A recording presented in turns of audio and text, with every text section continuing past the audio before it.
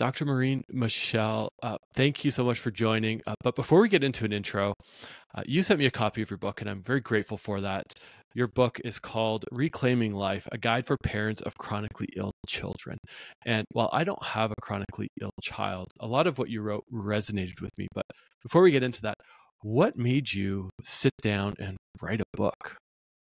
So, Tim, first, thank you for allowing me to have this conversation with you. I appreciate the opportunity to share my story and some tips with your audience. And so it's funny that you ask about why did I write this book, because when I had the idea of writing a book, it was really because my kids had asked me, Mom, tell us a story of what happened when Kylie was sick with cancer, or tell us what happened when she got diabetes. So it was a project to put down in history what happened when all of these things were occurring in my family. As time went on, though, I realized that the stories I had could really help others. And the purpose of the book changed to where it was a project to really help make others who were going through a similar journey a little bit easier than the one that I went through. But when the book was finished, when I wrote that last sentence of the book, I closed my laptop and just started to cry, because the amount of emotional healing that went on by putting all of these words to paper was huge. And I realized that that it had really helped me, in addition to being able to be a resource to help others. I love that. And the last sentence of the book, it's a powerful one at that. We absolutely have control over how we feel, and that ultimately results in a masterpiece. I love that. And for anyone who's interested, I encourage you to grab the book. We'll have all the links in the show notes. And I feel like we're jumping ahead in our conversation, but like I said, I couldn't put it down, and it's all marked up. And I love just taking a pencil to a book, and wrote a lot, and a lot of it resonated with me. And when you and your assistant first reached out and was like, hey, here's a couple angles we could talk about, the one that resonated with me: the courage to advocate, how to effectively disagree. We'll talk a little bit about your daughter and her battle with cancer as a baby, and I'm really curious. That topic caught my attention because of a few different things. Like, yes, how to effectively disagree. I think we all need some help there. But you're a doctor yourself. And so I'm like, oh, that's an interesting perspective. Here's a doctor coming on the Invisible Condition podcast who's going to tell us how to effectively disagree with potentially other doctors. Right. So yeah. And that topic for me is so important, because I have been on the physician side of things, where I have witnessed patients having trouble just asking me questions and leaving my office with a full understanding of what was going on with them. Not because of anything I was doing, but they just came into it like feeling intimidated, because a lot of people in their minds put doctors on a pedestal and don't go into this appointment as being equal to the individual who is a partner in their treatment plan. So having witnessed that as a physician, I knew it was an important topic, but I also knew it was important because after my daughter got sick, a lot of people said to me, Maureen, I'm sure it was easy to advocate for her because you're a doctor, you know how to do it. And that's exactly why it was hard to advocate for her, because I was a doctor and I felt again, intimidated with going to these appointments because I didn't want to upset anybody and didn't want a colleague to think bad of me if I voiced an opinion that was different than theirs.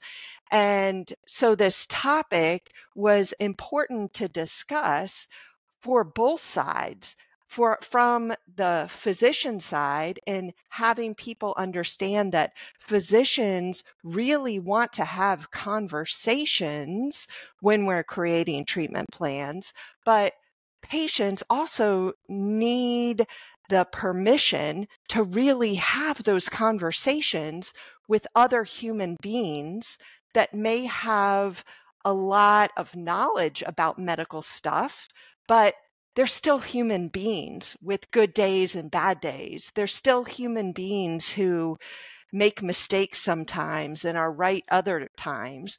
So it was a topic that I felt like I did live on both sides of the coin and could really participate in the conversation of helping people really know how to hone that skill.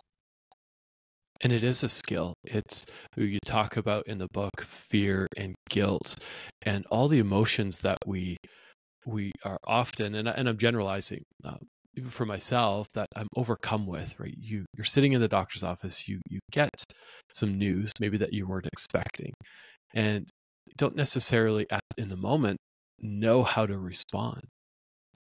And just because you leave that doctor's office doesn't mean it's one and done. You can't ever ask a question again. It's I'm guilty of this. Maybe I shouldn't use the word guilty, but I'm known for this, where I might go home and have 3 questions. I'll phone up the doctor's office and say, sorry, I didn't ask these questions in the moment, but I need answers to these. And if I don't hear back, I will phone back and say, hey, I need answers to these. Right. So Right. I love that. But, I would love to start at the beginning and with your daughter. And I'm sure you didn't wake up and after, giving birth to this beautiful baby girl, to think that you were now going to have to be her advocate. She was too small to advocate for herself. What was going on with you? What was going through your mind when you first got the diagnosis of cancer? Well, as I look back on that time, so it was during my pediatric residency. My daughter was my second child and was an infant when we got the diagnosis. She had pediatric neuroblastoma, a type of cancer of the adrenal gland, after they felt a lump in her belly. And my whole world kind of came crashing in during that time. I had taken care of patients who had the same diagnosis. So I knew what it meant. And my brain was like off to the races, thinking about every possibility that was going to go wrong during her treatment. I focused all of my attention on her and did the best I could at the time. But if my present self could go back to the past, I would do it so much differently, because I have gained some wisdom along the way, right? During that time, that advocacy that I did for her was really done from this place of fear and desperation, where I felt like I needed to speak up, because you're right, she was an infant and she didn't have a voice at the time. I was her only voice. The years later, when she was diagnosed with type 1 diabetes, I became very proactive in taking care of my own emotional health, because I knew that I didn't do it well previously when she was an infant with cancer. And when she had diabetes, I knew that wasn't going away, that there's no cure for type 1. So I was going to have to live as a mom to a kid who has type 1 diabetes for the rest of my life. So I was going to have to figure out how to be the best person I could be in order to be the best mom for her. And it was through that journey that I really understood about how to advocate for your child in a way that doesn't approach advocacy as an argument, which is right where our brains go to when we're talking about advocating, that it doesn't need to be an argument. And, when we think immediately that we're going to have an argument, we down our battle armor before we even enter the clinic exam room, and we are ready to fight the good fight. And that's not the way to approach advocacy. It's not the way to approach any sort of uh, disagreement that you have in your life. Don't go in ready for battle. Go in with curiosity. Yeah, you know what your position is, but when you go in with a little bit more of an open mind in an organized way that is less emotional, then the outcome becomes more of a conversation rather than a battle. Oh, I love that. Rather than a battle, as soon as you're talking about that emotion of you're going into a medical appointment, whether it's for yourself or the person in your care, and you're going to advocate, it's like the gloves are off. We're going to go. We're Yeah. going to battle this out. And at least for me, when I've done that in the past, I've skipped over a lot of what the doctor's saying because I just want my point to be heard. Right. And so it's that checking of that emotion. But I can imagine when your daughter, is battling cancer and then her diagnosis of diabetes, checking that emotion, it's easier when you can reflect back to say, oh, I should have checked my emotion. Yeah. Than checking it in the moment. How did you kind of reframe yourself or rewire your brain to say, okay, I know that I can have an emotional response, so take a pause. What did you do to reset yourself so you're not going in as, Dr. Maureen, this is my child, I know best, and I'm going to disagree with you, versus, hey, tell me more about this. Right. Well, and so, I talk about this now because I didn't do it well before. And I talk about it like, oh, this is easy. Like you go in and it's not a battle, it's a conversation and you're curious. And yeah, that is all true that you do those things, but it takes practice. It is just like anything else in life. When somebody first picks up a musical instrument and starts to play, they're not going to be somebody who is joining an orchestra right off the bat.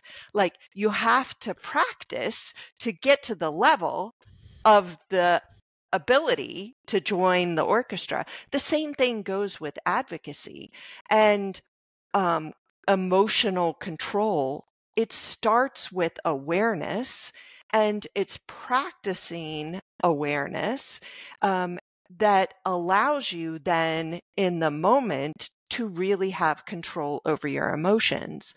But, it's also, and I tell this story in the book, that when my daughter had diabetes, I was actually the physician who diagnosed her with it. And we go to the emergency room, and in the emergency room, the ER doctor says, I want an x-ray because I think she has pneumonia.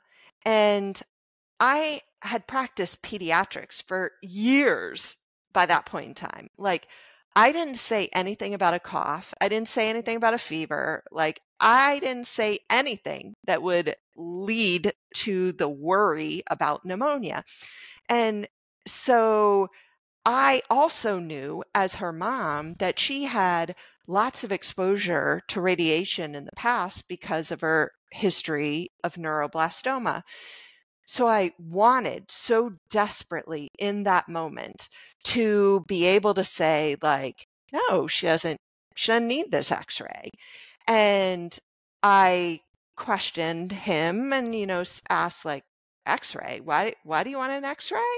And what's making you think about pneumonia? And he rattles off, well, sometimes when the blood sugar's high, it can present as pneumonia. And in that moment, my mind said, well, I have to work with him in the future. I don't want to upset him. I don't want to make him feel ashamed that he is thinking about this x-ray. I guess I'll just go along with it. And I did. I let my daughter get the x-ray, which I will say is fine. The amount of radiation exposure from an x-ray is really pretty small. But I beat myself up about it for months afterwards because I would have loved to have been able to stand up for my daughter in that moment instead of worrying about all of these other things that were created by thoughts that were going on in my mind that was giving me this emotion in the moment that I couldn't stand up and have this voice for my daughter. And so a lot of folks have said when I've told that story, well, what could you have done, really? And, again, like my present self, if I went back in that moment, it's approaching it with curiosity, like I tried to. Why do you want this x-ray? What's making you worry about pneumonia? Are appropriate questions to keep the conversation non-emotional and keep it from a place of curiosity. But then if I really wasn't getting the answers that I was expecting, I could have said to him, you know what, I get it. You think she has pneumonia. I really don't think she does. Do you mind if you grab your colleague to be the tiebreaker? And again, that like takes away the emotion and allows me to still act like mom and not doctor, but it's getting another opinion in the moment. And physicians don't mind second opinions. Confident physicians really don't mind second opinions because if they are confident in the medical things that they are telling you, then they know somebody else is going to tell you the same exact thing. It's when somebody isn't confident in what they're saying that they start getting bothered by second opinions. So noticing that when folks are dealing with medical professionals is just interesting. So yes, I would play the scenario with the ER doc quite differently, but I also really learned that you can't keep blaming and shaming yourself for something that you did. It is learn from that and move on. Move on with knowledge to have you do it better in the future, but don't keep beating yourself up about it because that gets you nowhere. You're absolutely right. It gets you nowhere if you get stuck in that cycle of guilt. And you wrote a chapter about that emotion as well. You get stuck in that cycle, then how can you advocate for yourself or the one in your care even better and better? And you wrote, we talked a lot about curiosity. It's like you wrote, be fascinated. Be Yeah. fascinated. Tell me more. Okay, you think I need that test? I've never heard of that test, or something's not sitting right with me. Tell me more about it. What is the outcome? What are we trying to get to? What are we trying to achieve here? I was sick. Now it's arthritis, and it's when I'm battling a Crohn's flare. I live with Crohn's disease. Arthritis shows up in my left knee. Don't know why, but it's always my left. And remember the first time it happened, my knee was about 3-4 times the size as it should be. And I went to the hospital and the doctor said, oh, we don't know what it is, but so we're just going to give you some antibiotics. And I think about it now of thinking, I should have asked questions. Well, if we don't know what it is, why are you giving me antibiotics? If everything else turns out to be fine, why am I getting this really high dose of these exceptionally harsh antibiotics that I need to go to the hospital for twice a day now, Right. which did absolutely nothing for me. But I didn't know how to, I just thought, okay, I guess that's the best, until I had another doctor come in and say, no, we're not doing this. This is not Right. the treatment for you. So I think, for those who are listening, whether you live with something that's invisible or visible, or you're caring for someone, it's okay to disagree. Yeah. Right. And from as a physician, so if somebody said, I don't agree with you, how would you handle that? I would use my own words that you just quoted and say, tell me more. Like, tell me a little bit about what are you feeling? What are you thinking? And, as a physician, I do not feel bad if I don't know something. If a patient asks me a question and I don't know the answer, I have always taught residents and interns and fellows, do not try to kind of muddle your way through a made up answer. Just say, I don't know, but I will find out for you. And people trust when you say that, because it's building a relationship. And as a physician, I go back to, we're still human. No doctor is going to know every single thing about every piece of medicine. Like, you can't. There's just too much science out there. And science is evolving at a rapid speed. Trying to keep up with all of it is hard. But I then take that question and I do go look it up and get an answer back to the patient. So, what you're saying about like being fascinated, it goes back to like, if a doctor was saying, you need these antibiotics for your swollen knee, again, it doesn't have to be an argument. It can just be like, I hear what you're saying. Can you explain to me just a little bit more about these antibiotics? Like, what do they do? What are we trying to treat? And by allowing the doctor to explain it, it really helps this building of trust that goes on to be a partnership in medicine, because that's what medicine truly is a partnership. I can tell my patients what to do until I'm blue in the face. But if they're going to go home and not do it because they don't trust me, then I have just wasted all of my time and energy. So I would rather have these conversations so that we're on the same page. Mhm. You said something earlier that really I wrote down. Confident physicians are okay with a second opinion. And I was thinking back to just even your stories of your daughter in the hospital and asking for that second opinion. And you wrote the story of your daughter had surgery, a very complex surgery, and I think it's called a control line. Is that what it's? Central line. A Central central line. line, yeah, a central line, and the doctor said no, we don't need it, and it turned out that she then was potentially to have to go back for another surgery because it was no, we don't need it, but yet She did. needed it. Yeah. She needed it, and so it's we could get hung up on that. Okay, I was right, you're wrong, doctor. And I think that as a patient all the time. It's like, oh, I know better. Dr. Google told me, I have like 16 different variations of something that, Google's telling me.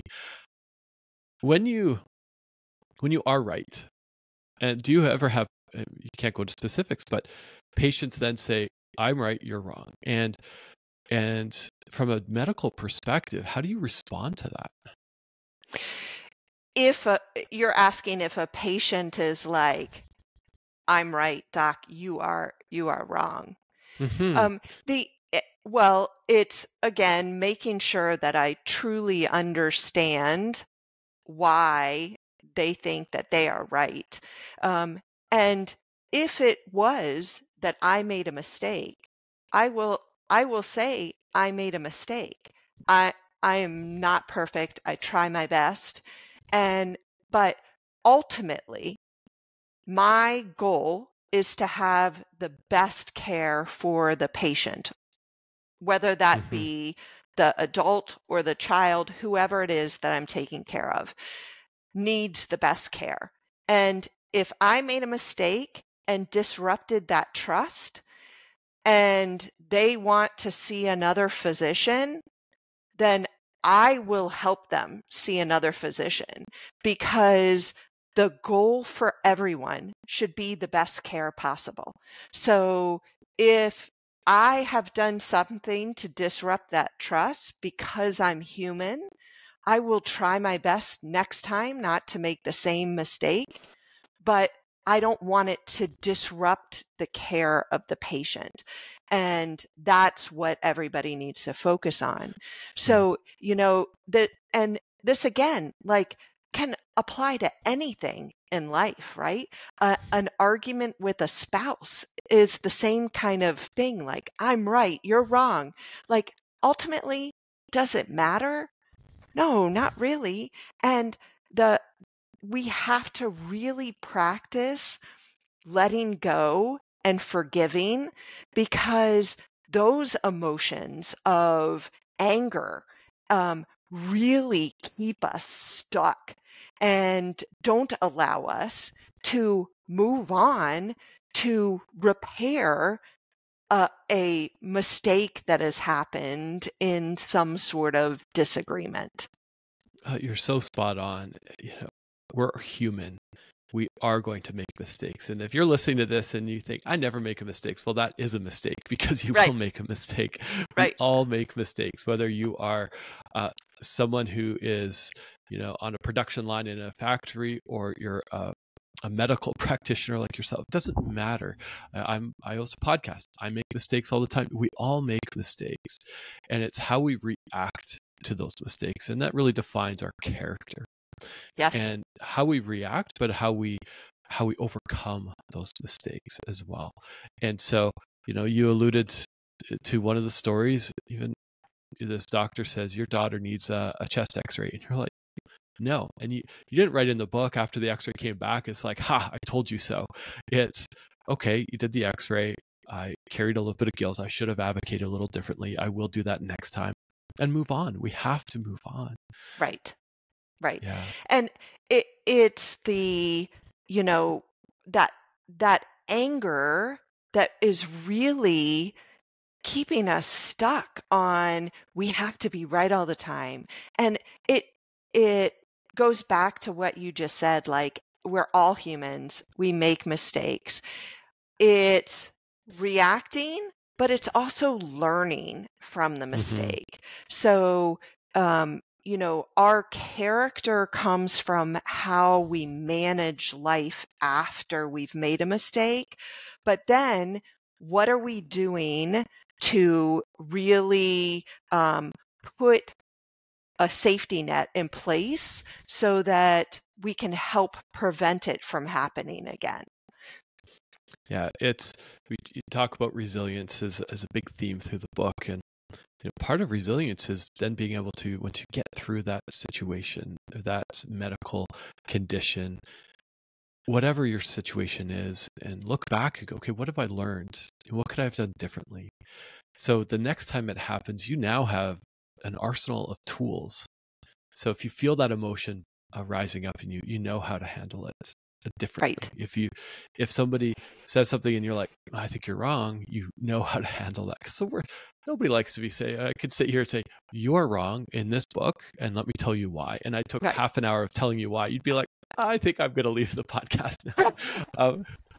Like, I don't think this is adding any value to anyone, Right. which I wouldn't, because yeah, I've already recommended this book to a few people. And my sister has 2 children with type 1 diabetes, and so I sent it to her. I sent her a link to go buy it yesterday, and said, I think a lot of this will resonate with her as a mom advocating for 2 young children who they live in a remote part of where we live in British Columbia, who don't have good access to healthcare. And so Right.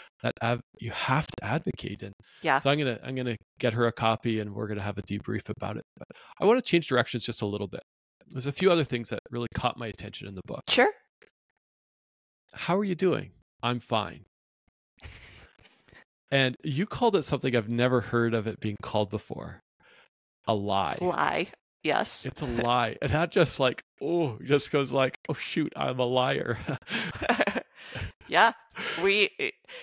Parents who have kids with health issues become really good at lying. And, we often think of lying as something that's not true, and we know it's not true, but we do or say it anyways, right?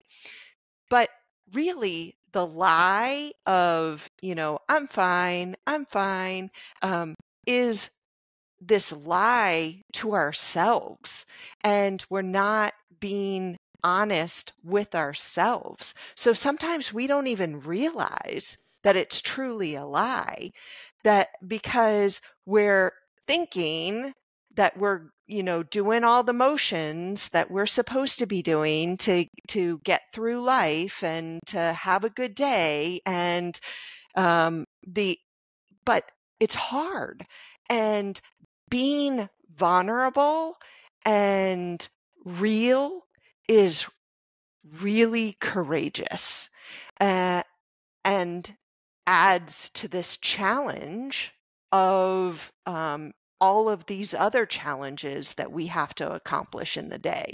So instead of being vulnerable, we just go about it in this rhythmic way and tell everybody how fine we are. Yeah. Yeah. I think I used that a few times today already, and I'm fine. I'm feeling good. I'm feeling great. But as even before we hit the record, it's like, how are you? I'm good. How are you? I'm fine. And then I was like, oh, but am I? Yes, I am. Okay, good. I didn't lie. I'm a terrible liar. I would have been a tell.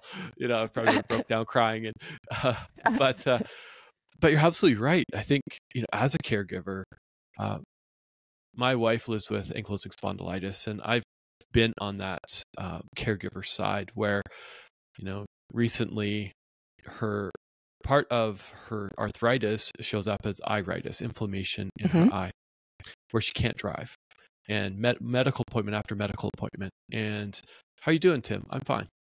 Right? It's just like that. This is my critical path right now, is to care for my wife, care for my family, and get stuff done. And so don't disrupt that, because I have no time for conversation. However, when we become honest, just like you did in the book, right? It's the support, the lasagnas, as you wrote in the book, Yes. that basket of lasagna and all the cutlery just showed up. It's so important. So if somebody is stuck in that, and because there's a lot of emotion in that, what advice would you give someone? Well, I would first say, when I was listening to you just talk about how your wife, when she can't drive, that she's like, I'm fine, as an individual who is observing somebody say, I'm fine, and they're really not, um, I would say it's important to say to them, hey, look, I totally get that you don't want to talk about this right now, or you're not ready to talk about it. But I think life is a little more difficult than what you're leading on. And I'm here for you when you want to chat about it. So just that acknowledgement that they are being seen and heard in a moment that they know they're not fine. They just don't want to really admit it to themselves, can be really, really helpful. The like I said, being the person who is having this kind of lie go out to the world saying, I'm fine, it takes a lot of courage to stop portraying this attitude that everything's okay when everything is not. Because the way to really make things better is to take the first step and admit that it isn't good. And when you really get real and can admit, hey, it's not good, okay, that can be the starting point on my map on where I'm starting at, so that now I can set my path and can head off to when I know it is really fine. But I have to start somewhere. And so putting that peg on the map means being courageous and saying, okay, life is really tough right now. But it's courage that you need in order to do that. It's trying to navigate on your own. You know, I can't imagine holding this little infant who needs to go for surgery for cancer treatment and saying everything's fine when you know it's not. And how did you navigate that emotion where people are asking you, right? You're in your residency, you're starting off in your new career, and you're being a mom to two children, juggling so much. At what point did you say, okay, I need help? And what kind of help showed up? Yeah, so I would say, back when Kylie had neuroblastoma, like, I don't think I did it well. I tried my best and really allowed the focus of her healthcare to really kind of consume me. I tried my best to balance being a mom to another kid and going back to work and having a career in medicine. And it really, like, I was very lucky because I was surrounded by a community of physicians who could recognize when things weren't fine and be able to be there to be supportive. But things got better with time, and the further we got away from her cancer diagnosis. I did it differently when she had diabetes because I learned that what I did before with when she was going through her cancer journey wasn't the best for me, which meant if I wasn't at my best, I wasn't at the best for her and for my other kids. So doing it differently when she had diabetes meant being honest with how things were going in my world, which also meant that I changed my belief about asking for help. And, I, as a young kid, really dreamt of being a mom. And I always felt like if I asked for help, that meant I was failing at this job that I have dreamt of since I was a little kid. So there was no way I was going to ask for help because I wanted this role of motherhood. I changed my belief and realized how that belief was limiting me. And I changed it to the realization that no, asking for help is really strength. That when you ask for help, it means that you are aware of what is on your plate and what you can handle and what you can't. So being honest with yourself is such a gift. But the other piece about asking for help is that it allows you to give a gift to someone else. We all love to serve and, feel warm and fuzzy when we're able to make a difference in the life of somebody. So why not ask for help and allow your friend or neighbor or family member have that warm and fuzzy feeling by allowing them to help you?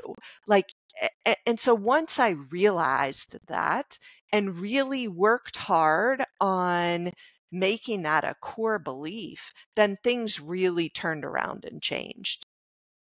Hey, you talk about that on page 76, and I was going to read it, but you alluded to it, and I was going to read a little bit here.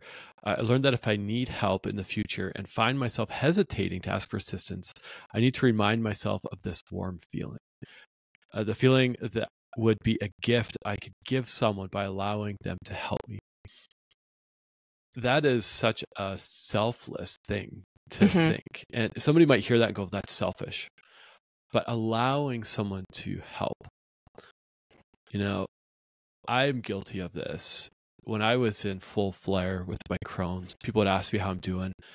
And if my wife was with me, she'd like look at me and was like, how are you going to answer? I'd be like, oh, I'm okay. And she's like, no, you're not. Why are you lying?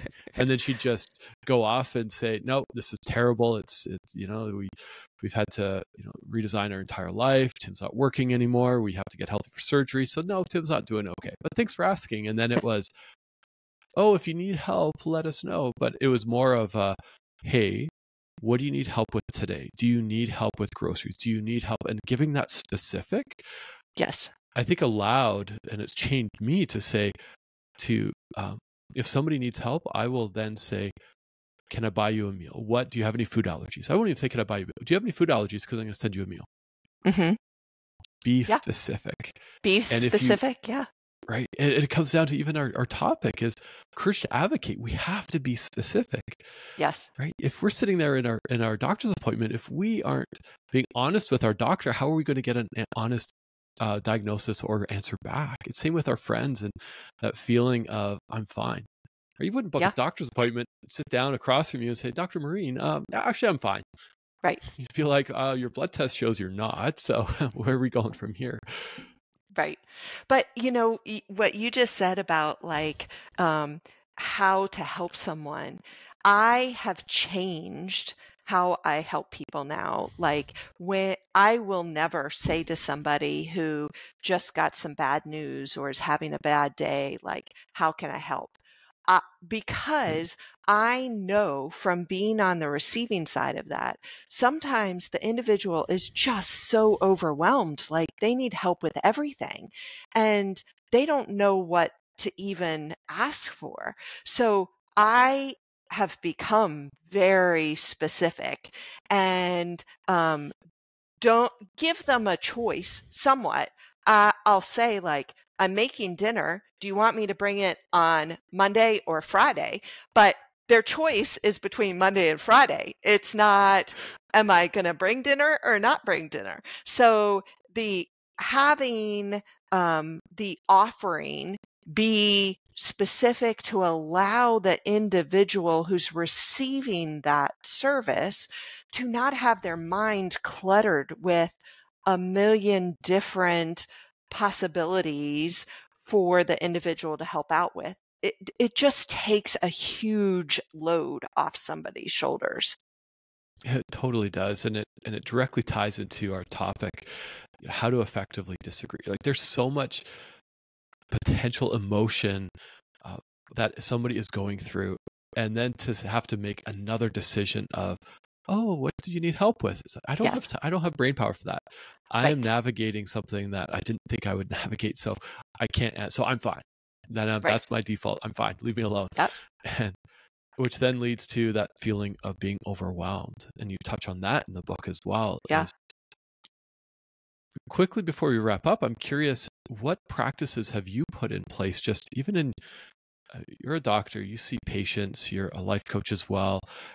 There's a lot going on in your life. How do you stay away from that feeling of being overwhelmed? Yeah, so I go back to it takes practice doing it.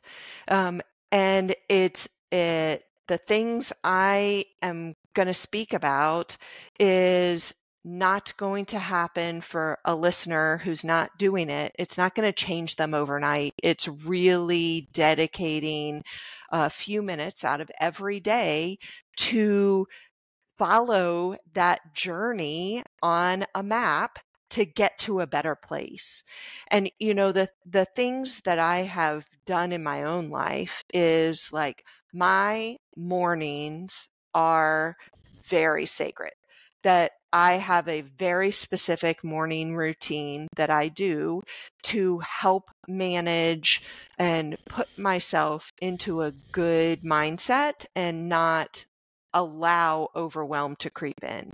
And it all begins with journaling. And, we started off the show with, why did you write this book? And telling that story, it is an example of the power of journaling. Just allowing your mind to have a few minutes every day to get thoughts on a sheet of paper is so powerful. And you become this observer of all of the thoughts that are going on in your mind, and you can become very objective about them. But if you don't give yourself time to do that, then it's never going to happen. And your thoughts are going to kind of race by your mind, and you're not going to be objective about them, and you're not even going to become conscious about them. So journaling is really important. As part of that journaling practice, I also write 3 things that I am grateful for. And those 3 things are very specific. It can't be, I'm grateful for my kids, or I'm grateful for my house. It is, I'm grateful for the phone conversation I had with my daughter, or I'm grateful for the hot cup of coffee that I have waiting for me. Like, the very specific. And there's great science that shows by doing that on a regular basis changes the lens that you are observing the world through. It doesn't mean more positive things are going to happen to you and less negative things. It means the lens that we see our life through changes to where we're less focused on those negative challenges, and we're really looking for those positive things that happen in our everyday life. The other thing that's really important in my day is exercise. There is a lot of science about how important exercise is for managing your mind, and that exercise can be as equivalent as an antidepressant. Well, if it does that much, where it's changing the chemistry in our body to where it can act like an antidepressant, like, there's a lot of science behind it. So that is a sacred thing in my day too. So doing those like small things, and it doesn't take me very long now because I've practiced it, but it's allowing dedicated time to take care of yourself and not feeling guilty about it, because you have to fill your cup before you go on to take care of somebody else. So important. You have to fill your cup before you can take care of someone else. And if somebody's listening to this and is a caregiver and says, I don't have time, well, I would gently argue and say we do have time. And maybe that means 20 minutes of less of Netflix, and, going for a walk around the block, or, walking up and down the stairs a few times, whatever that looks like, taking that time to focus on yourself. I've seen it firsthand in me. Yesterday was recording this on a Monday. It was Sunday, which is in our house is a tech-free day. And in my mind, I'm thinking, I've got so much to do. I just signed a new client. I've got so much work to do. Um, and so I, went for a little walk. I sat down and played a game with my kids, and it just calmed me down to then wake up early in the morning and just get stuff done. And here we are towards the end of the day, and my list is almost empty, and it's great. So I know it's Well, easy to and say, that's right? Yeah. yeah, no, and that's the message really is that when folks think I just don't have time, what they really don't understand is by getting into a good mental space and taking care of their emotional health, they actually get more done because they're able to focus better, and it's calming, not this erratic um, uh, uh, movement through life that's creating fatigue at the end of the day. It's staying focused and being productive and then feeling energized and accomplished at the end of the day.